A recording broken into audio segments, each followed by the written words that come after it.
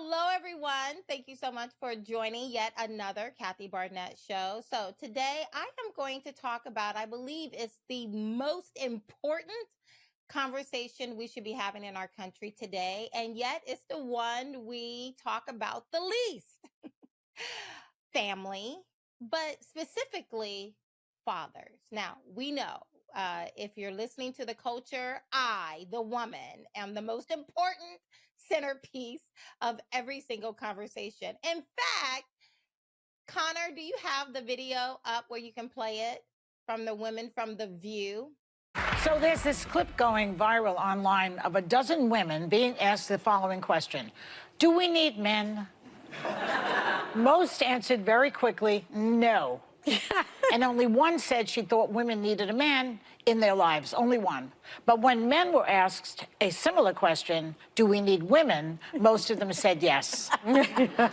So why do you think that is? Because men are useless. I mean, There you have it, right? Now, of course, most of us always go to The View for sage advice on how we should live our life. And yet I thought that was very interesting because I think that's what most people I think most people will chuckle at that and not think twice about it. Men are useless. Why why does the why is the culture accepting of that without very little pushback? Instead, we find it as, the butt of a joke and something to be laughed at. And this isn't something I see just on the left either, Alex. And to everyone who is joining me, I'm going to bring in my guest, Alex Lace. Thank you so much for being here. I'll talk a little bit more about your bio in a moment. But can you answer that as we just kick this off? Yeah, Kathy, and hello to you. This is that Marxist ideology that has been coming for a very long time. This isn't something that just started here. I mean, this has been coming years in the making of emasculating men, bashing the nuclear family, and so we hear this constant rhetoric from women. You don't need a man in the house. That was also, we saw that through civil rights, the feminism movement, where, welfare state became popular for not having a man in the home. You got rewarded for that.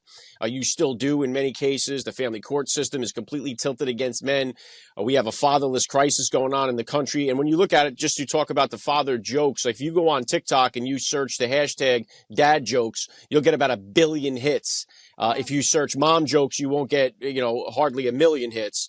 And dad is always the butt of the joke, but there's nothing funny about a young man or a young woman who grows up without a father in the home. The results are absolutely devastating. They're destroying our society. And if we can't get this crucial piece to the puzzle solved, everything else that we do politically, financially, economically, none of it is going to change the fact of what's happening in our culture because we don't have our nuclear families restored. So without that, it's the number one social issue that we have in our country, as far as I'm concerned. Too many people growing up without a father in the home. And then secondly, you have too many people growing up without the heavenly father in the home as well. So you have those two pieces of the puzzle are really crushing our society. Oh my goodness, Alex, I mean, you speak with so much clarity, unapologetically. That's the reason why I wanted you to come onto the show. We have a lot of talking heads, even within the conservative circles, who spit out quotes and statistics. And yet there's very little clarity, very little backbone in what it is that they're saying. This is something that I've watched for some time on your own show. So just for some of those, that was a little taste of Alex. You're going to get a little bit more of him as we continue on. But Alex is the father of four. I thought this was interesting. You started off as a part-time Uber driver, and your trade is railroad mechanic. And then all of a sudden, like me, I was a stay-at-home mom, minding my own business, living the best version of my life. But similarly, it appears that you looked up and looked around and said, my God, we are going to lose our country. My path took me down the road of politics. Yours initially took you to YouTube, where you started a podcast called Class Fatherhood. And you have had some very notable names on that podcast, and you really get into a variety of topics, whether it's discipline, self-care, finance, whatever the case may be. But it's all centered around the importance of fatherhood. So we heard from the women on the View. Obviously, they represent women, not. I'm being facetious. But, but they do have a place in our culture. And they said men are useless. Why do you say men, fathers specifically, are needed and not useless?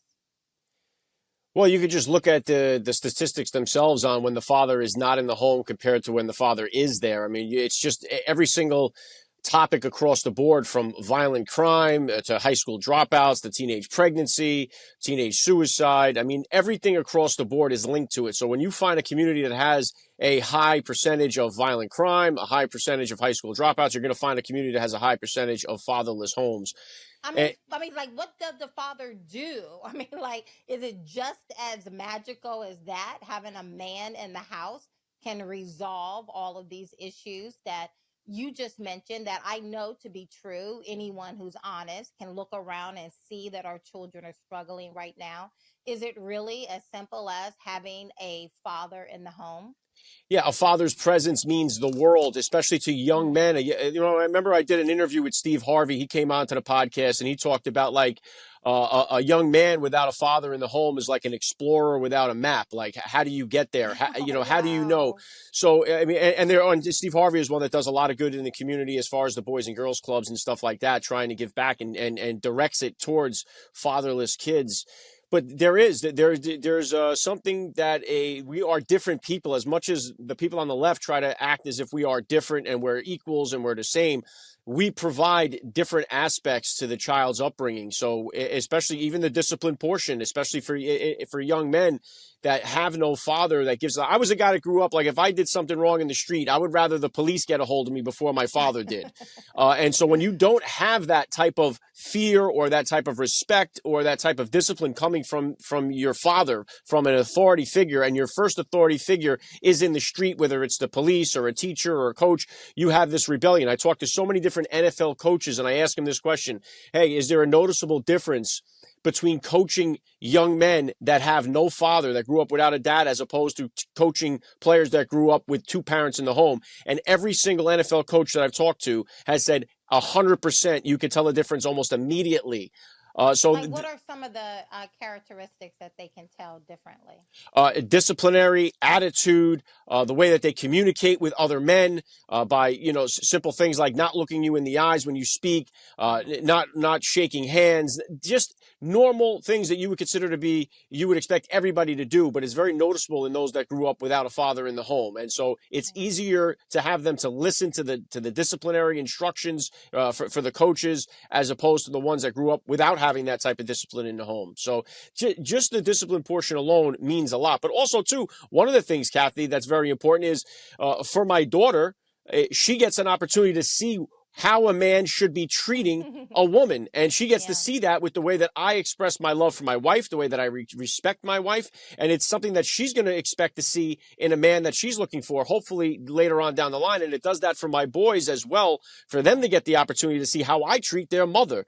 So that part of it is very important. And you can't get that outside of the home. You get a chance to see that on a day-to-day basis. The respect that my wife and I have for one another is vitally important. So for my sons, they get a chance to see how I treat my daughter, their sister, and a chance to see how I treat their mom, who are two women. And so that's going to play a key role in how they're going to proceed in their life, on how they treat women as well. So it's living by example means a lot more than by words. So telling them to do something and show, as opposed to showing them how it's done and living that truth, that has a major impact on children's development as they grow up.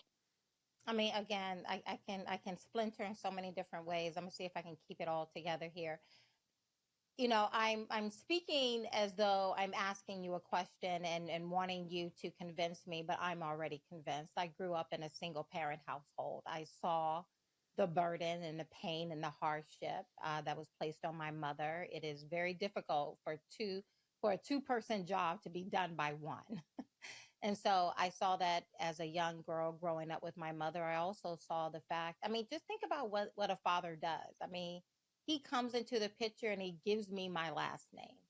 He tells me I belong to someone, that I am worthy of the effort and of the value. And then when you have a parent in the home that says, you're not worth you're not worth the effort.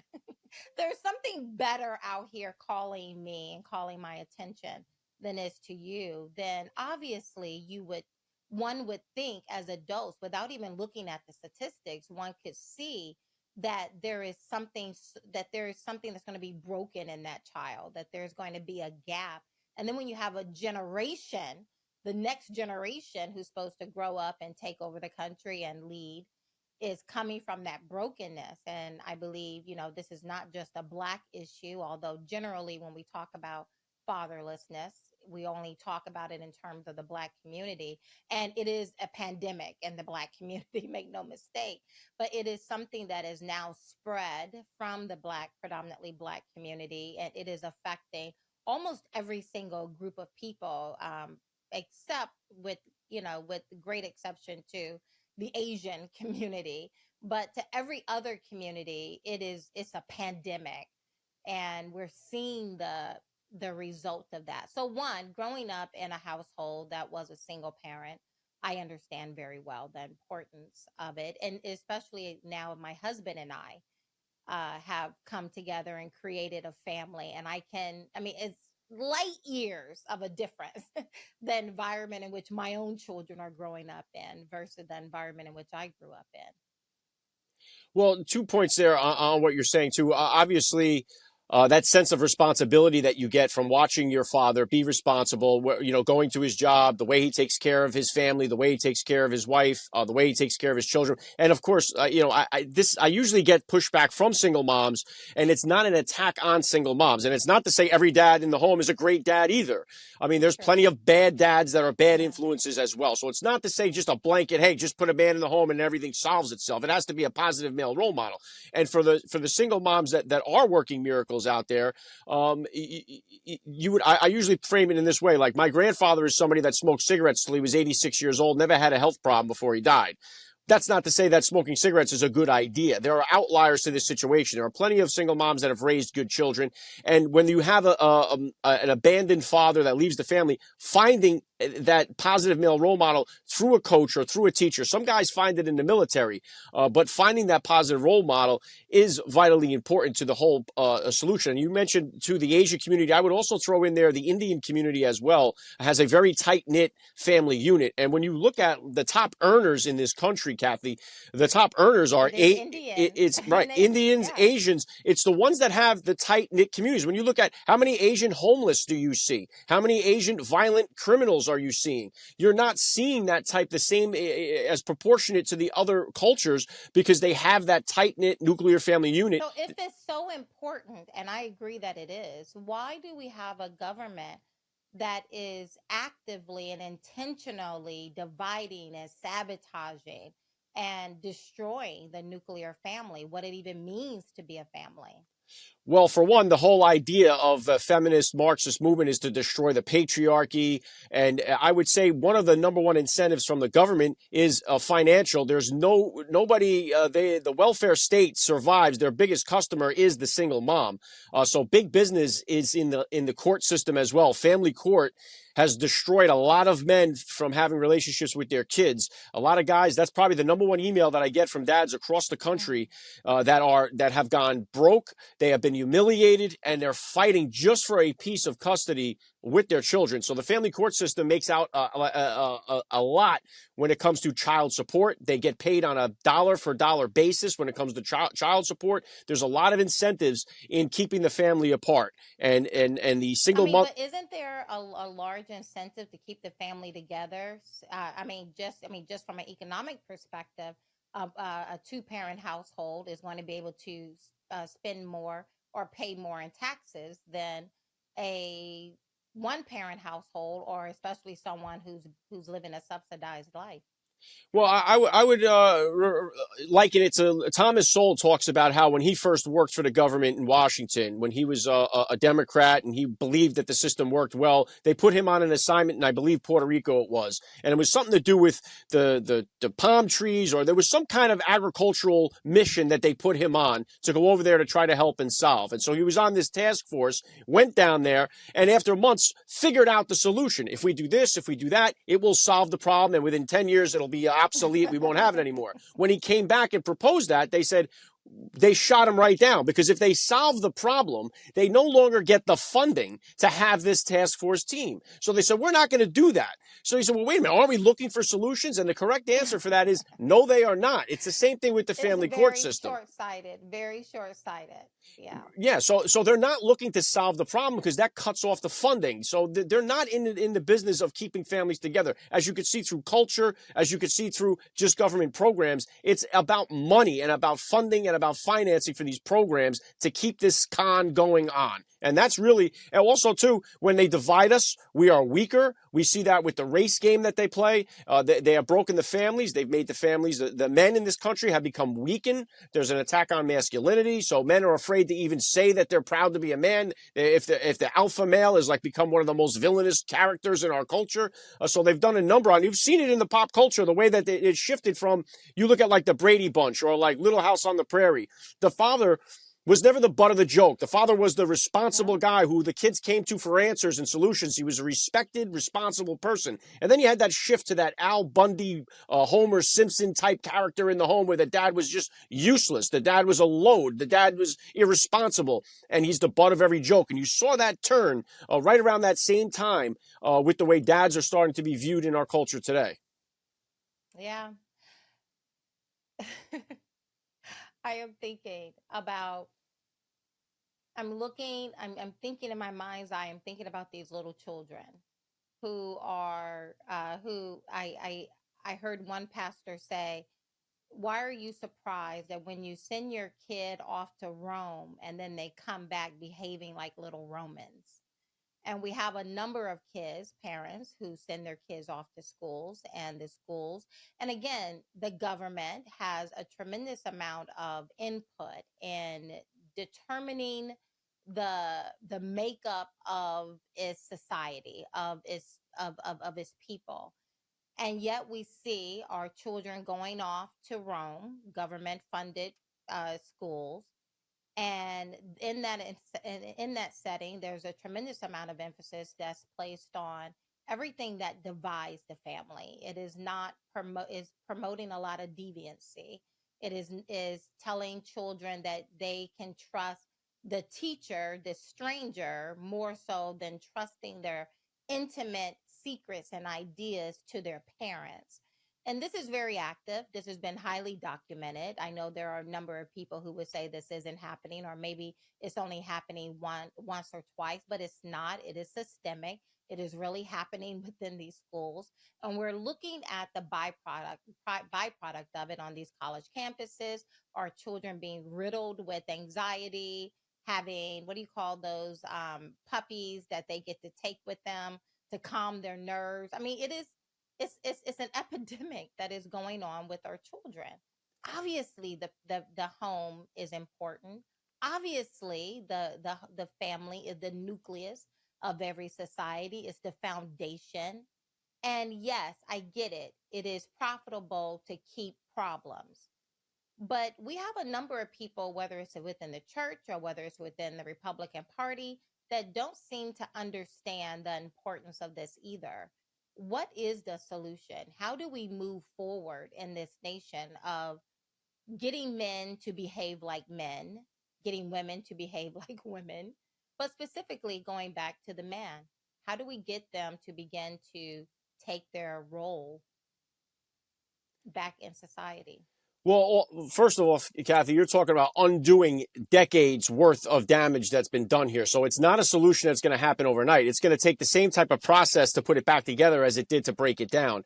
And just on a side note here, too, I usually point to Barack Obama's speech in 2008. Before he became president, he already won the nomination. He gave a Father's Day speech talking about the epidemic of fatherlessness in the Black community. I remember that. And it was a very, very good speech. And it was a very positive thing. Wow, this guy gets it. And he's going to bring attention to this. After he gave that speech, Reverend Jesse Jackson was caught on a hot mic talking derogatory about President Obama and a warning, he better never hear him talk about that again. Other people were hammering soon to be President Obama about that speech. And for the 8 years he was president, you barely ever heard him talk about that issue ever again. So they didn't want him to come with that solution set, and the issue did not get any better while Barack Obama was president for 8 years. So yes, now the solution set is going to, one of the things that has to happen here is we have to do more for kids. We have to acknowledge that kids are growing up without a father in the home is a problem, and it is an issue. Many people regard as that. You don't need a man in the home in order to raise the kid. That's the wrong philosophy. So even in the school systems, there needs to be something to address this. There's many good organizations. I know Dads of Great Students does this, where they bring dads in to help mentor the young kids that don't have a father in the home. But it's got to be incorporated into the school, where they have systems and they have programs set up for the kids that go to the school that don't have a father in the home. There needs to be positive male role models that are there for them, whether it be in a class or an after-school activity. There needs to be more focus on helping those kids first. So before we can stop the problem and have future fatherless kids, we have to try to help the ones that we already have.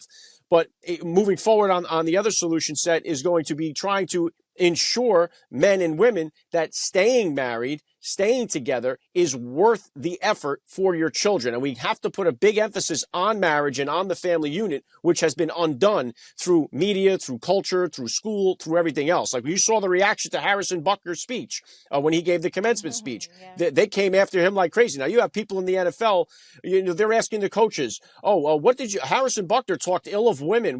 How do you feel about having female employees on the team? They never asked the coach, like, hey, coach, you have a player on the team that knocked a woman out cold and broke her jaw. How do the female employees feel about having this guy on the team? They don't ask those questions. We have to start shaming deviant behavior.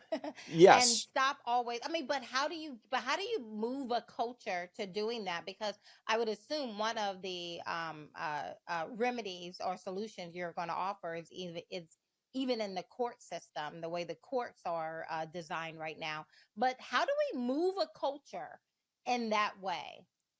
Well, you have to look at how we moved it in the way it is now. I mean, how did we get here? So we have to look at how it started to get here and then start to undo all of that damage that's been done. And so we're talking about since 1960. If you look prior to the 1960s, the two-parent household was the normal. It was, you had 9%, even in the Black community. Same thing. It was a tight-knit community. I have it here. In 1960, before Lyndon B. Johnson, what you're talking about, the Great Society, attack on the family, 2 out of 3 Black children, 67% lived with 2 parents. In 1991, a little more than 36%. This is now after his Great Society idea. It went from 67 to 36%. But in New York in 1925, talk about the height of oppression for Black people with Jim Crow laws and all this other foolishness. 85% of Black households in New York City were 2-parent households. Today is 26%. Yeah. So you're not going to be able to change that. You're talking 1960, 60 years ago. You're not going to be able to change that within 1 week. I mean, that's going to take a lot of undoing. And you know what? The philosophy you talk about in the 1920s or 1930s, the philosophy for men, if you had a child with a woman and you abandoned your responsibilities as a father, you were completely shamed and you were afraid to show your face in the community. You had to move to another community. Today, you're part of a brotherhood. You're part of a baby mama drama group, and it's become rewarded, and it's okay. It's acceptable to have a child with this woman. That is so true. How do you change that mindset? That's hard to do. So that's going to take some time to get done. I mean, you're so right, because you're more likely, if you can keep up the drama between all the baby mamas, and I'm not just saying this is not just for Black people, but a lot of white folks as well. 100%. It's a decline across the board. You're more likely to be rewarded with a reality TV show so that they can document it and monetize it and make a lot of money off of it. You're absolutely correct. So let me just say, in the last couple of minutes that I have with you, let me just throw some things out there, because I too believe that it's the nucleus. It's the family. Everything we do must be on the concentration of the family. And because we've taken our eyes off the family, we have children out here mutilating their bodies, being told that they could be something other than their biological sex. And as a result, families are being divided, a whole lot of other things. But again, this isn't something I'm just seeing on the left. Even on the right, the other day, I'm looking at Twitter, and the number of Republicans, conservatives, who have very large platforms, congratulating other quote unquote conservative gay men who are married, one. Two, have brought in surrogacy. So now they have a baby because they rented the womb of a woman. And that is also becoming the definition of a family. Do you talk about that? Do you have an opinion on that? You know, I've had several gay dads on the podcast, dads that have adopted and dads that have gone through the surrogacy process to try to listen to their point of view and to where they're coming from. And so it's hard to tell somebody that wants to have a child and is trying to figure out ways that they can have a biological child, but they're gay. I'm not trying to tell anybody how to run their life. I think that the positive influence for that child is going to be now you have men in your life, but you also need to have a woman in your life too. Somebody has to play the role of the mom. They need a female figure in their life as well. When you remove one of those two components, it is a disaster for the child, and it's not fair to the child in itself. So you have this whole new style that's being taught as this is the way that we should go, and this is the thing to shoot for, and it's not the case. It's not the way it should be. So if you're going to have two gay dads, there's going to be either a grandmother, an aunt. Somebody has to play the role of the mom for that child. You can't just abandon the role of the female in the relationship. So, I don't agree with the lifestyle. I don't think it's the best. I'm not to tell anybody what they should be doing with their life. I don't agree with it. I wouldn't advocate for it. I think it does a lot more damage than it does good. But also, if you're going to have people that actually love the child and take care of the child as opposed to being in an abusive household that has a man and a woman, which one would you say is better for the child? So it's hard to really break down all of these things to tell people they should do this or they should do that. What I think you need to have is a male role model and a female role model in the child's life present when they're growing up so they can get both sides of the coin. I think that's what's imperative for the kid. I think, going back to something you were saying a few moments ago about, I just threw out the statistics of 1925 and why it was that we had 85% of Black households in New York City with two parents. And then let's compare and contrast to what we have today. And something you said is, let's go back to when things were good and let's see what we did that broke whatever it was that was good. And I believe that one of the things that was good is that everyone knew that you need to have two parents in the household raising a child, being committed, but that two parents meant one man, one woman coming together and providing a set of values that will undergird the foundation of this nation. And I think as we redefine what it means to be a woman, what it means to be a man, make it up as you go. And now we're redefining what it means to give birth and who can give birth and the family. I think all of these things, as complicated as it may be to some, it's not very complicated to me, but it's complicated to some people. But our nation is being undone. When you have men sitting, watching other boys compete with their daughters and sit there and say nothing, or watch another man walk behind your little girl into the restroom, watching her. I mean, when you have a man that does that, your country is being undone. And you're right. I don't think the solution is overnight. But I do want to know where do we go? Is it just as simple as beginning to speak truth? That what made a family great in 1925 would probably be some of the similar traits that would make a family good today. I don't know what that solution is, but I do agree with you. It's not going to happen overnight, but I believe it starts somewhere. Before I let you go, you've interviewed a lot of fathers, fathers that you've considered to be successful fathers. What are some of the top characteristics of a successful father?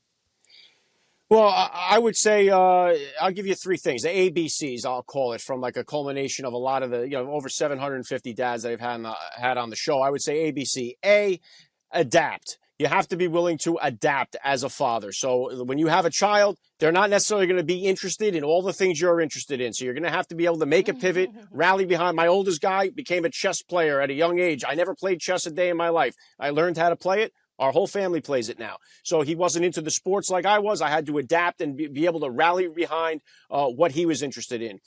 B, bend, don't break. You have a set of values. You hold on to those values. Be willing to bend the rules a little bit. Nobody likes to be yelled at all the time. If your kid can give you a convincing argument, be willing to bend your rules, but don't break your values in doing so. Give the child a chance to argue back and be willing to listen and give him a chance to bend those rules. And then C, I would say calm. Calm is contagious. Stay calm in these moments, especially as a new dad when you're running late, you want to get out the door, and then all of a sudden the baby has an accident or craps his pants, and now you got to stop and change it. Stay calm in those moments. The kid spills milk all over the kitchen table right when you have people over. Try to remain calm. It will help your wife stay calm. It will help the kids stay calm. Calm becomes contagious, and I think that's one of the important factors of being a dad. I agree. What is it? Adapt, bend, don't break, stay calm. Yep. Yes, having been married over 22 years now to my husband with an 18-year-old and a 15-year-old in the house, I would attest those would be really three great attributes, not just for a dad, but for our moms as well. Alec, Lace, thank you so much for joining me. I appreciate it. Kathy, it's been a pleasure. Thank you for having me on. Yes, stay right there one moment. Okay, everyone, you know the drill. Subscribe, like, share, do your part. I'm doing my part, bringing interesting voices, giving you food for thought, being a part of the culture and of the conversation on those topics that matter. So do your part. Blessings. Take care.